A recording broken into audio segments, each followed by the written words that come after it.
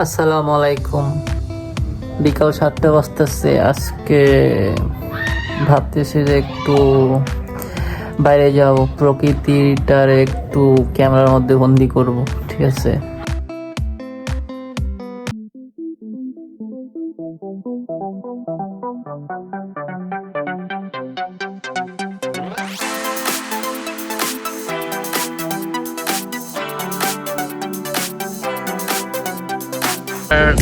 থেকে নামার পরেই হচ্ছে এই সমুদ্রটা, ভিউটা দেখেন। ভিডিওগুলো করার কারণ হইতেছে যে আমি এখানে আসলাম কাজের উদ্দেশ্যে। এখন আছি আমি পালমা মায়োরকা, পর্তুগিজ সৌজের।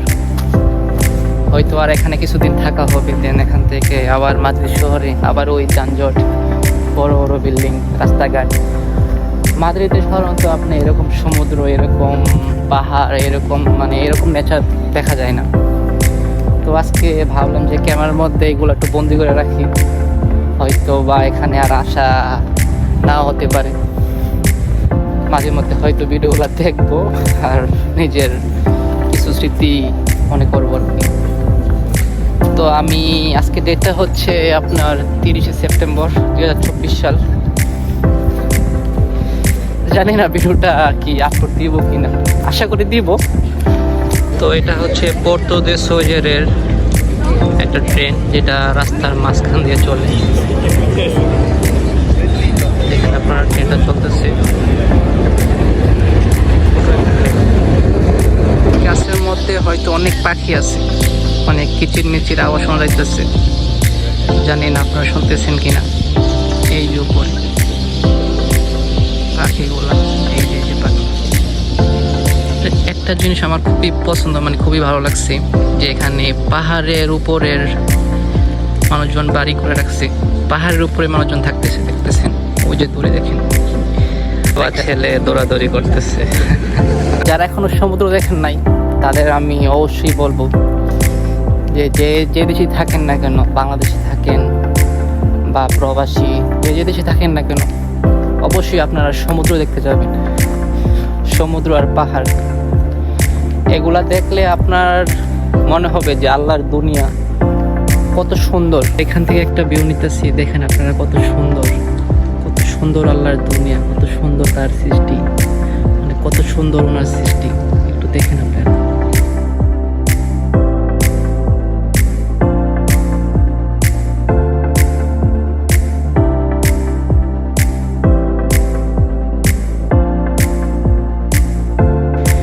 এই যে দেখেন কত সুন্দর, বড় বড় শিং।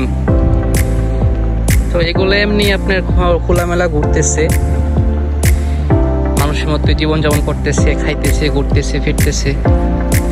ইউরোপের একটা জিনিস খুবই সুন্দর, এদের আইনটা খুবই সুন্দর, খুবই ভালো, যে তারা প্রত্যেকটা জিনিসের প্রত্যেকটা প্রাণীর অনেক মূল্য দেয় আর কি। সেটা মানুষ হোক বা হাঁস হোক বা ছাগল হোক, কেউ চাইলেই কাউরে হত্যা করতে পারবে না। সবকিছু লাইসেন্স করা আছে। যদি মানুষজন আপনার গরুর মাংস খাইতে মন চায় বা চাউলের গোস্ত খাইতে ইচ্ছা করে আর কি, তো অবশ্যই আপনার লাইসেন্স থাকতে হবে, আপনার ব্যবসা থাকতে হবে, সরকারের কাছ থেকে পারমিশন থাকতে হবে, দেন আপনি এগুলা কিনে ব্যবসা করতে পারবেন। ফুডহাট, যে একটা দেশের মধ্যে আপনি মন চাইলো যে আপনি বন্দুক দিয়া একটা প্রাণী হত্যা করলেন, একটা পাখি মারলেন বা একটা ছাগল মারলেন, দেন খেয়ে ফেললেন, এরকম কিছু না। এরকম কিছু করার আগে আপনার 101 বার ভাবতে হবে, কারণ আপনার হয়তো বা আপনার এগুলা করতে গেলে আপনার জেল হয়ে যেতে পারে বা আপনার অনেক বিশাল অঙ্কের একটা জরিমানা হয়ে যাবে। আমি মোটামুটি একটু পাহাড়ের উপরে আছি। পাহাড়ের উপর থেকে দেখেন আমার ভিউটা, আমার সমুদ্রের পিছনে আমার সমুদ্র, এই আমার উপরে এই পাহাড়। কারণ রাস্তাগুলো অনেক ভয়ঙ্কর। আপাতত আপনার এই সময়ে সন্ধ্যা প্রায় 8টা বাজতেছে মেবি। এই সময় আপনার মানুষজন খুবই কম থাকে, ঠিক আছে। নর্মালি কিছু গাড়ি চলাচল করতেছে, এখন হেঁটে চলার মতো মানুষজন এখানে থাকবে না। তো আমার খুব ইচ্ছা করতেছে যে আমি রাতের ভিউটা, কীভাবে সূর্যটা অস্ত যায় সেটা দেখার জন্য। আর সেটা দেখার জন্য অবশ্যই আমাকে একবারে পাহাড়ের উপরে উঠতে হবে। কিছু স্মৃতি ধরে রাখার জন্য আমি ভিডিওগুলো করতেছি আর কি। আমার বাসা হচ্ছে ওই একেবারে এই জায়গায়, ঠিক আছে। আর আমি আছি এই পাহাড়ের মাঝখানে, এই পাহাড়ের মধ্যে। ওই যে দেখেন পানি, কত নিচে পানি।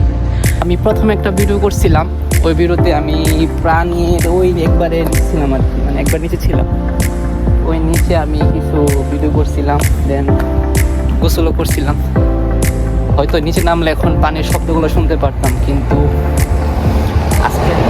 আজকে আমি যাব অন্য গন্তব্যে।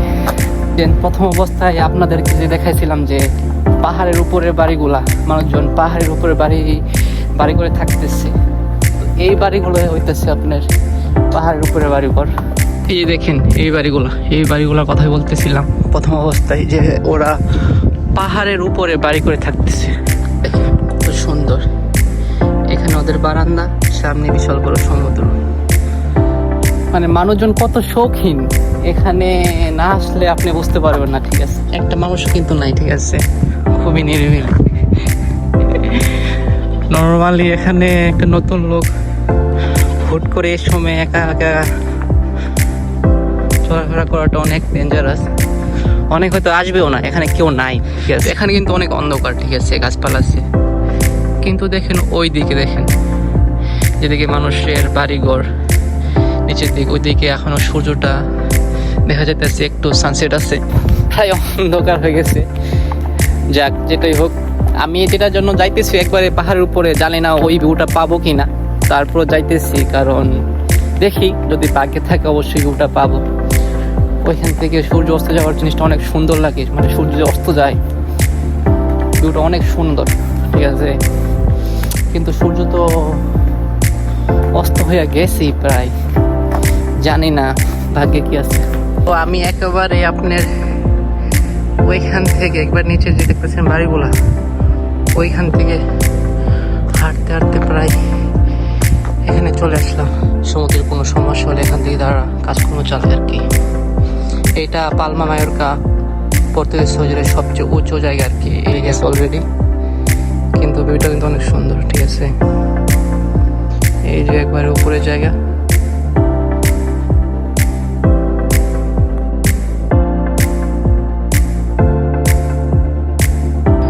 রাতে ঘোরার একটা শান্তি অন্যরকম, ঠিক আছে। একা নিরিবিলি হাঁটেন আর আল্লাহ তাআলাকে স্মরণ করেন, নিশ্চুপ নিরিবিলি চারদিক শান্তশিষ্ট। অবশেষে আল্লাহর রহমতে একেবারে উপরের এই অন্ধকার পাহাড়ের থেকে এখন আমি একবার নিচে চলে আসলাম বাসস্থান জায়গায়।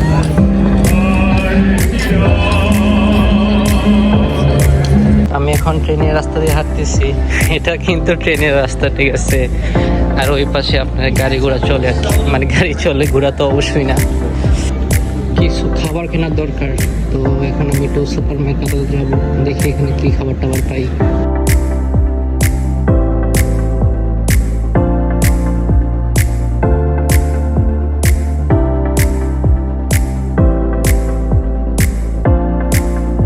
রেড বুল, তো আমার নর্মালি আপনার মনস্টার খুবই পছন্দ।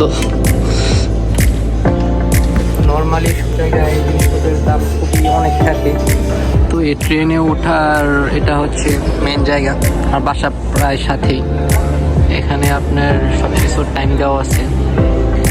ইনশাল্লাহ একদিন এসে এই ট্রেনে ভ্রমণ করব। যাক, অবশেষে প্রায় বাসার কাছাকাছি চলে আসলাম। একটু পরে হয়তো বাসার বিছনার মধ্যে শুইতে পারবো। যাক, অবশেষে আল্লাহ রহিম রহমতে বাসায় এসে পৌঁছাইলাম, আলহামদুলিল্লাহ। আমার ঘড়িতে প্রায় 9টা বাজতেছে। তো বাসা থেকে প্রায় 7টার দিকে রওনা দিয়েছিলাম, এখন প্রায় 9টা বাজতেছে, 9টার উপরেই বাজে। প্রায় 2 ঘন্টা লাগছে এই পাহাড়ের উপর দিক দিয়া ঘুরে এখানে বাসে আসতে আসতে। যাক, সবাই ভালো থাকবেন, আল্লাহ হাফেজ।